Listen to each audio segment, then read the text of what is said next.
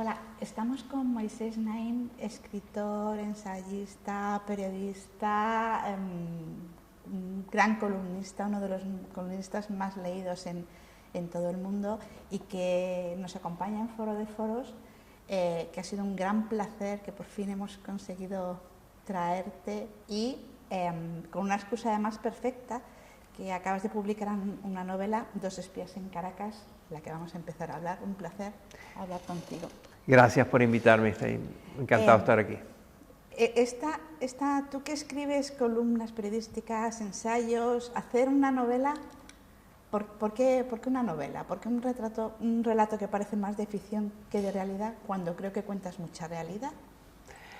Yo llevo muchos años investigando, haciendo la crónica, estudiando lo que sucedió en mi país, en Venezuela.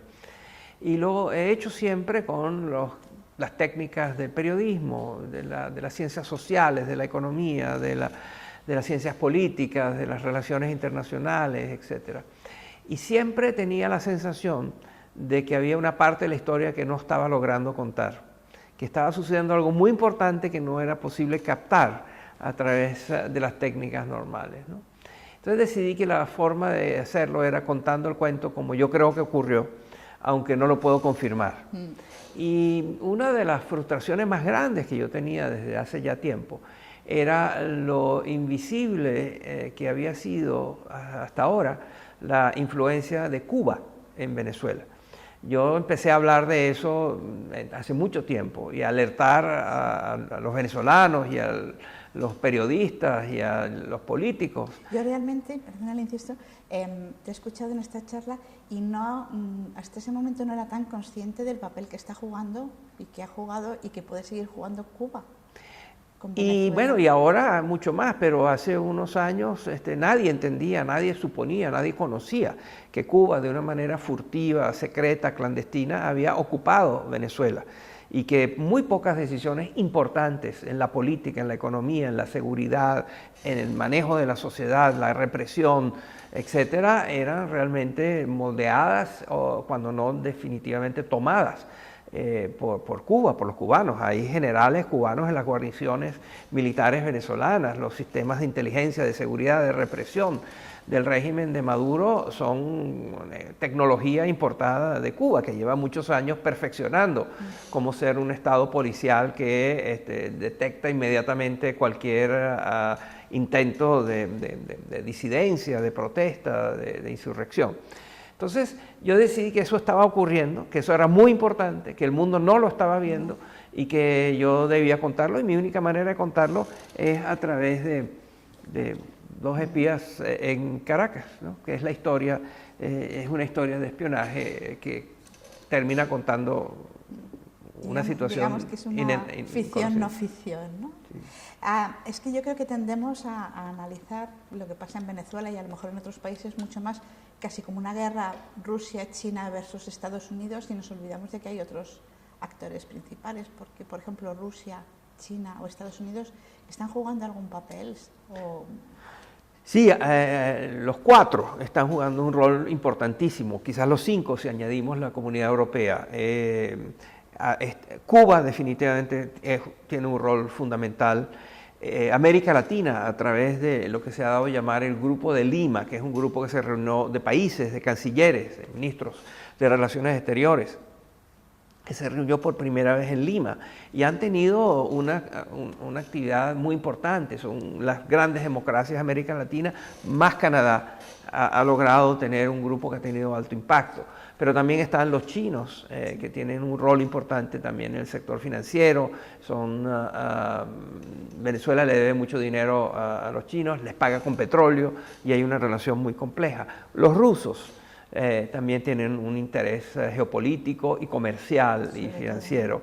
La Unión Europea está presente y, por supuesto, Estados Unidos. Entonces, con todas estas grandes potencias ahí metidas, ¿por qué no somos capaces de encontrar una solución o por lo menos un camino que nos lleve a una solución? Bueno, entre otras cosas, por eso, porque hay demasiadas potencias cuidando sus intereses y no los de los venezolanos. Venezuela se ha vuelto un balón de fútbol, ¿no? Que todo el mundo lo patea hacia el lado que le interesa y no hacia el lado del interés nacional venezolano.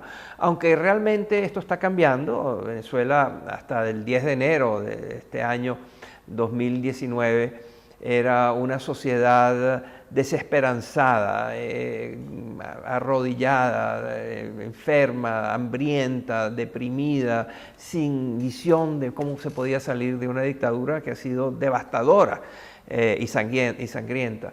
Y ahora ya no, ahora se entiende que hay unos problemas enormes, que hay obstáculos gigantescos, que hay retos infinitos, pero hay un camino.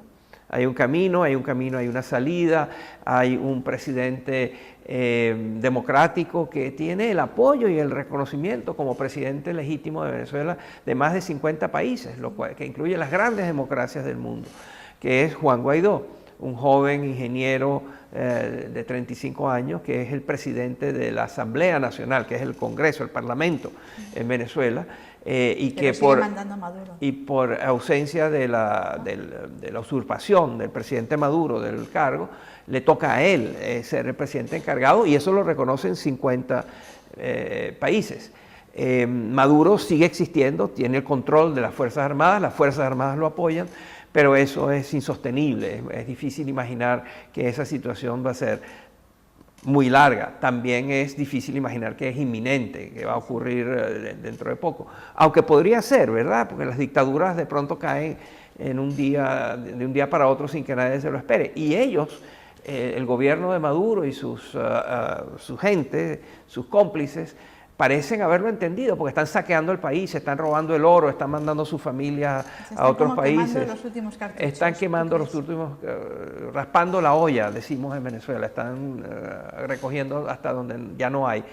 Entonces, de alguna manera se están preparando, ¿no? para una salida donde ellos dejan de ser protagonistas, pero también puede ser que eso tarde mucho más de lo que uno desearía. ¿Y tiene tiempo el pueblo venezolano para que tarde mucho? El pueblo venezolano perdió la esperanza, pero ahora la tiene de nuevo. El pueblo de Venezuela ha estado sufriendo de una manera inenarrable, es de las grandes tragedias de la humanidad hoy en día. El mundo no ha entendido la gravedad, la profundidad del dolor humano, del sufrimiento humano que está ocurriendo en Venezuela a todos los niveles. Venezuela, comentabas tú en la charla que hemos escuchado, que es un país que, pudiendo ser muy rico por el petróleo, sin embargo es uno de los países más pobres realmente de América Latina. Cuando se llegue a ese camino que estás dibujando de que realmente se pueda tener un presidente demócrata que pueda ejercer, ¿tiene estructuras productivas Venezuela? ¿Tiene